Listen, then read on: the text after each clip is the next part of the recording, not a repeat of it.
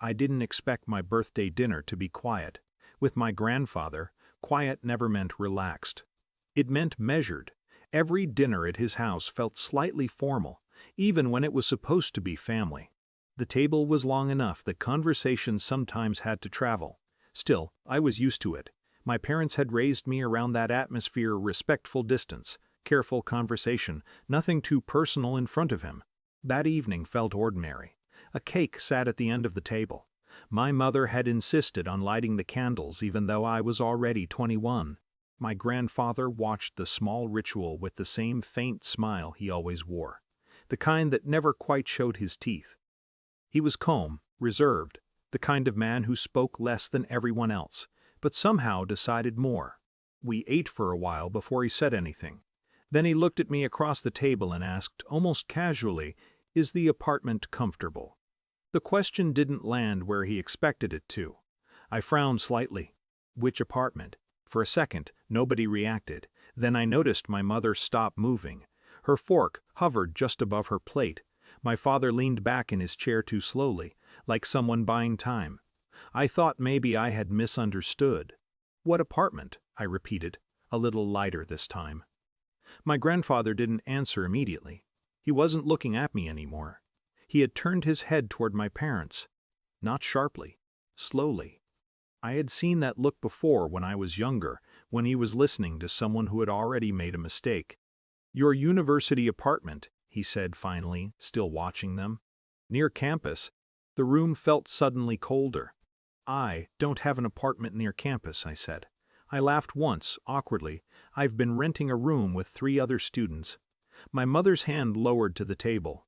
No one spoke for several seconds. My grandfather folded his hands in front of him. His voice remained calm, but something in it had changed.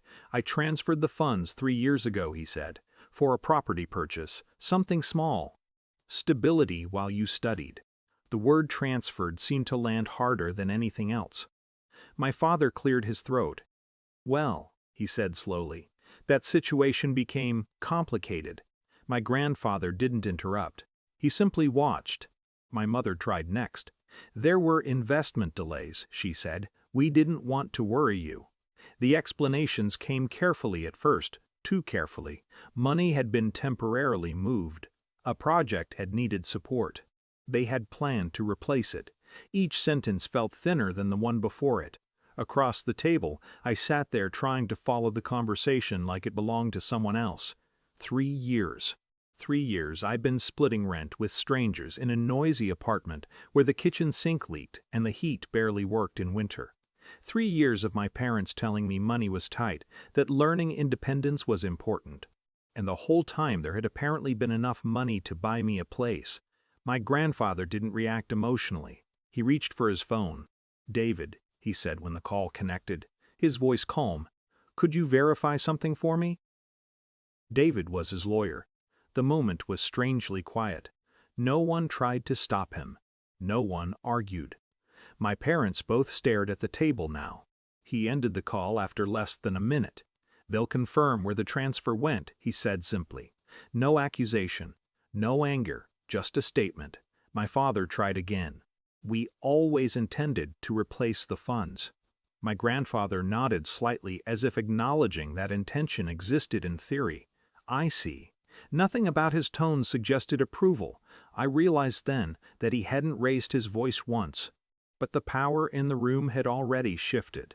For most of my life, my parents had been the ones who controlled information, what I was told about money, about opportunity, about what was possible. Now documentation was about to exist, and they knew it.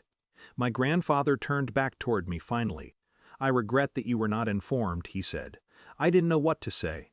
Part of me wanted to ask questions. Another part felt strangely detached, like my brain was still rearranging old memories into a different pattern. All the times my parents told me not to be wasteful. All the times they said helping with housing wasn't realistic. All the small guilt I carried for needing things. My grandfather spoke again, still calm. "We'll correct the structure going forward." That was all. But everyone at the table understood what it meant. Whatever inheritance planning existed would not pass through my parents anymore. It wasn't revenge. It was an adjustment, Dinner ended soon after that. No one had much appetite left. The cake remained mostly untouched. Later that evening, as people began leaving, my grandfather asked me to stay for a moment. We sat in his office, the same quiet room where he used to make business calls when I was a child. He looked older there somehow, though his posture remained straight. "I should have spoken to you directly," he said. I shrugged slightly. I didn't know there was anything to speak about. He studied me for a moment. "You do now." Neither of us mentioned my parents again.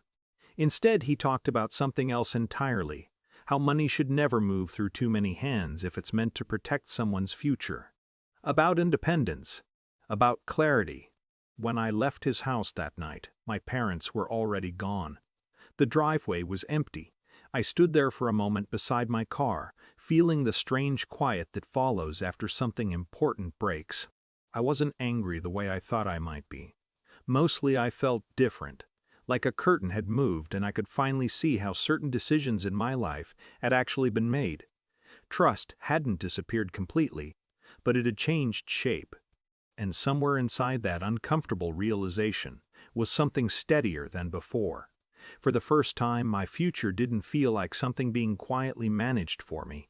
It felt like something I would have to see clearly and protect myself.